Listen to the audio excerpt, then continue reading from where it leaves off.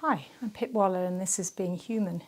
So I'm going to talk a little bit about grief and what's happened in our culture here in Britain and probably in other European countries and probably America as well, where we've developed a situation where we no longer seem to have the ability to grieve properly. So today's the 11th of November and it's the 100-year anniversary of the end of the First World War, which they sometimes call the war to end all wars, although unfortunately it didn't. Because funny thing, isn't it? You can't sort of end something by doing more of it. Anyway, I've been thinking about the impact and the effect of that war and war in general, but that was such a big war that affected so many different countries and so many millions of people died in that war. And I think one of the things that happened is so many people died that there were like too many people to grieve. People were dying and also young, many massive high numbers of young people.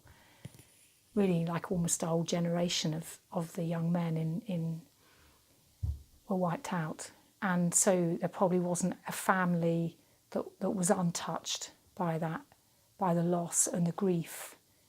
And there wasn't a person that didn't know people that were killed in that war.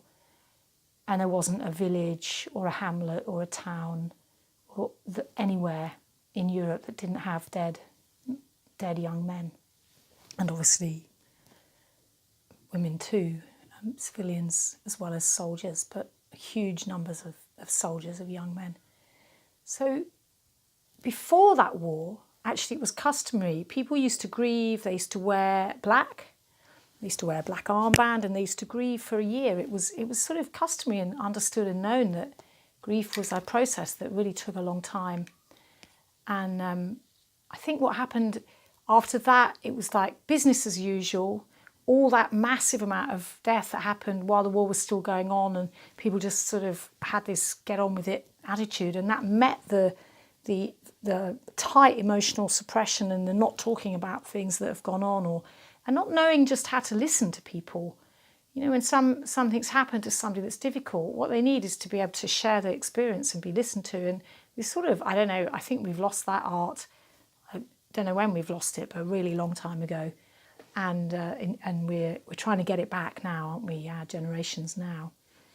So that huge amount of grief met this emotional suppression and culture where people didn't really know how to talk about things. And all those, the men that did come back from that war, they were maimed and you know, emotionally upset. And in those days, of course, nobody talked about post-traumatic stress disorder or whatever it's called. You know, like basically the terrible stress of war and the fear and the awfulness of it, and the guilt of survivors as well. They all came back, the ones that lived. They came back to families where then they had to keep a lid on all that stuff. So if you're keeping a big lid on a load of your difficult things, you basically end up keeping a lid on everything. So that would have had a big effect on people's ability to really be present for their families. So then of course, a lot of families actually, they lost their dads were lost altogether, or younger siblings lost their older brothers and had parents that were grieving, but had the grief stuck because they weren't able to express it and move forward with it. Really let go of things, because that's what the active process of grieving, which means actually wailing, crying, you know, feeling the feelings, not holding it in, and what we call being strong. So that was the First World War, and then not very long after that came World War II. Again, horrendous, massive numbers of people killed, soldiers, civilians, and of course the awfulness of the Holocaust, which also just really destroyed a lot of people's, I don't know, like hopefulness or faith in the future or something. And again, still no situation where you come back and talk about things. You know, in the UK you had British soldiers cleaning up concentration camps, for example, and then going home and no one to talk to about it, just bottling that up. And then being fathers and husbands that weren't very emotionally available. So even people like me who weren't alive during that war or directly affected by it. My parents were. My mum was evacuated. My dad was in active service. So those of us that are even younger generations as well, we're affected by those wars. We're affected by the lack of active grieving in our cultures. So I just want to really say something about that in remembrance today of the terrible, terrible, terrible loss. And that if we don't let ourselves feel one feeling, then all the feelings get dampened down. If we don't let ourselves feel, then we can't really fully connect with other people, because as soon as we actually connect with somebody, something happens, and that is we start to feel the things that we've had a lid on.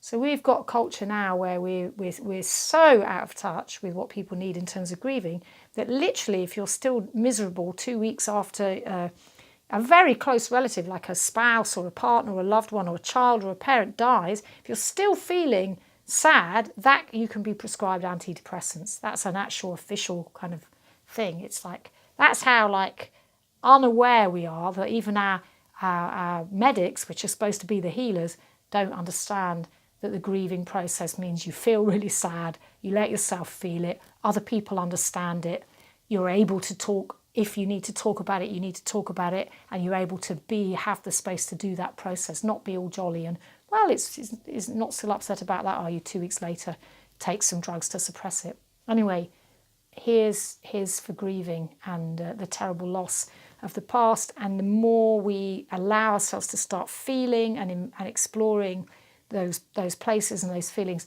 the more chance we've got of actually being able to wake up and look at the reality of what's happening in the world today and the headlong rush into the loss of all of it, which we're engaging in. So I'm Pip Waller, this is Being Human. Thanks for listening.